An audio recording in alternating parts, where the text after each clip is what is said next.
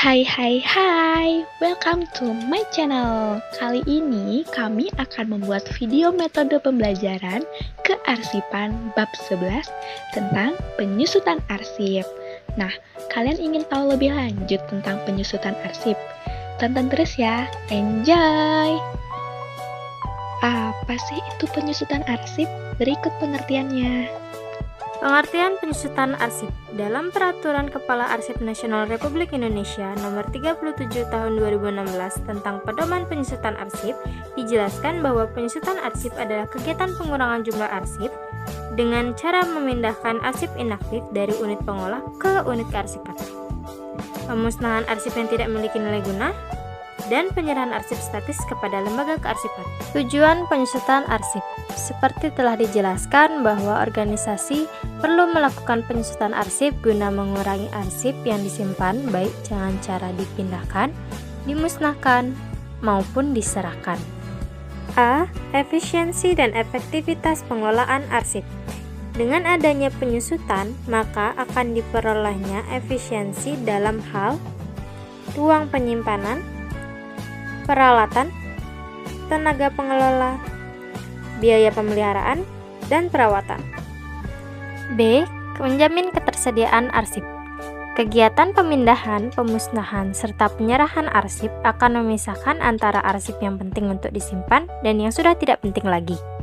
C. Menyelamatkan bahan bukti kegiatan organisasi. Dengan adanya penyusutan arsip yang konsisten mampu menjamin keselamatan arsip yang memuat informasi tentang kejadian, keputusan, dan kebijakan pada suatu organisasi. D. Mendayagunakan arsip. Dengan adanya penyusutan, berarti penemuan kembali arsip dapat dilakukan dengan cepat dan tepat. E. Pengawasan arsip yang bernilai guna tinggi. Sebelum dilakukan penyusutan pasti dilakukan penilaian. Hal ini berarti arsip yang bernilai guna tinggi dapat terdeteksi. Dengan kata lain, pengawasan arsip bernilai tinggi dapat dilakukan melalui penyusutan arsip. Terdapat dua prosedur dan teknik penyusutan arsip. Berdasarkan jadwal retensi. Keterangan pada jadwal retensi menjadi pedoman dalam melakukan penyusutan, sehingga tidak akan adanya penumpukan arsip. Berikut contoh jadwal retensi arsip. Berdasarkan non-jadwal.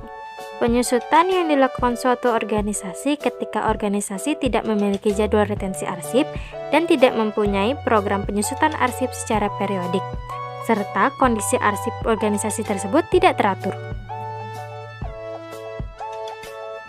Terdapat 3 tahap-tahap penyusutan arsip. A. Pendataan arsip. Kegiatan mengumpulkan, mengidentifikasi, dan mengolah data tentang arsip-arsip pada unit organisasi. Ada pendataan struktur dan fungsi organisasi, dan pendataan arsip. Pengelompokan arsip. Kegiatan mengelompokkan arsip dalam unit-unit informasi termasuk dalam lingkungan kegiatan arsip. Terdapat 4 pengelompokan arsip. Yang pertama ada pemberkasan arsip. Kegiatan menata arsip inaktif dalam setiap kelompok atau berkas arsip yang akan ditentukan jangka simpan dan nasib akhirnya. 2.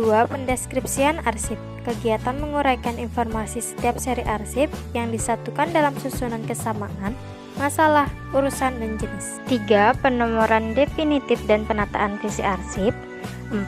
Penyusunan DPA. C. Penilaian arsip. Kegiatan menganalisis informasi dan fungsinya terhadap sekelompok arsip untuk menentukan nilai guna dan jangka simpan arsip. Lalu selanjutnya adalah cara melakukan penyusutan arsip. Bagaimana sih cara melakukan penyusutan arsip? Prosedur yang pertama yaitu pemindahan arsip inaktif yang merupakan kegiatan memindahkan arsip inaktif dari unit pengolah ke pusat arsip atau record center. Berikut tahap-tahap dalam pemindahan arsip. Yang pertama ada menyeleksi arsip, yaitu tahap menyeleksi arsip inaktif yang dilakukan untuk menyeleksi arsip dengan cara melihat jadwal retensi pada kolom retensi arsip. Selanjutnya ada penataan arsip, yang merupakan kegiatan menata dan mengelola arsip sesuai dengan ketentuan teknis. Penataan arsip inaktif didasari pada asas asal-usul yang dilakukan untuk menjaga arsip tetap terkelola dalam satu kesatuan pencipta arsip dan arsip asas aturan asli untuk menjaga arsip tetap ditata sesuai dengan pengaturan aslinya. Baik, yang ketiga ada pembuatan daftar arsip inaktif. Berikut contoh daftar arsip inaktif yang dipindahkan. Selain daftar arsip inaktif yang dipindahkan, pendokumentasian proses pemindahan juga menggunakan berita acara pemindahan. Berikut contoh berita acara pemindahan arsip. Yang terakhir ada pelaksanaan pemindahan. Setelah arsip ditata dan box diberi nomor sesuai daftar arsip inaktif yang dipindahkan, serta telah dibuatkan berita acara pemindahan arsip inaktif dapat dilakukan. Oke, prosedur yang kedua ada pemusnahan arsip, yakni kegiatan menghancurkan fisik arsip dengan teknik tertentu sehingga fisik dan informasinya tidak dapat dikenali lagi. Prosedur pemusnahan arsip yang pertama ada pembentukan panitia. Panitia bertugas untuk melakukan penilaian arsip yang akan dimusnahkan. Pembentukan panitia penataan arsip ditetapkan oleh pimpinan pencipta arsip. Selanjutnya ada penyeleksian arsip. Panitia pemilaian arsip melakukan seleksi dengan melihat pada kolom retensi inaktif dan kolom keterangan dinyatakan musnah pada jadwal retensi arsip. Yang ketiga ada pembuatan daftar arsip usul musnah. Setelah arsip diseleksi, arsip yang diusulkan musnah selanjutnya dibuatkan daftarnya. Berikut contoh daftar arsip usul musnah. Keterangan, nomor diisi nomor urut, jenis atau series diisi jenis arsip, tahun diisi tahun pembuatan arsip, jumlah diisi jumlah arsip, tingkat perkembangan diisi tingkatan keaslian arsip, asli, kopi, atau salinan, dan keterangan diisi informasi tentang kondisi arsip, apakah arsip tersebut rusak, tidak lengkap, berbahasa asing maupun berbahasa daerah. Yang keempat ada penilaian arsip. Penilaian arsip usul musnah dilakukan panitia penilaian dengan memverifikasi fisik arsip. Yang kelima ada permohonan persetujuan atau pertimbangan. Panitia penilaian arsip harus disetujui untuk selanjutnya dapat dilakukan pelaksanaan pemusnahan. Yang keenam, ada penetapan arsip yang dimusnahkan. Pimpinan pencipta arsip mengeluarkan penetapan terhadap arsip yang akan dimusnahkan dengan mengacu pada persetujuan tertulis dari Kepala ANRI atau Rektor sesuai wilayah kewenangannya. Selanjutnya, ada pelaksanaan pemusnahan. Dilakukan dengan membuat berita acara pemusnahan beserta daftar arsip usul musnah yang dibuat rangkap 2. Berikut contoh berita acara pemusnahan arsip.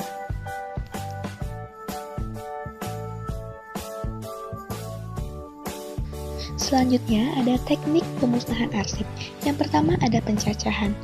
Metode ini digunakan untuk memusnahkan dokumen dalam bentuk kertas dengan menggunakan alat pencacah yang dinamakan shredder. Yang kedua, dengan penggunaan bahan kimia. Metode pemusnahan dokumen dengan bahan kimia yang dapat menggunakan kertas dan melenyapkan tulisan. Metode ini lebih efisien jika dibandingkan dengan metode pencacahan.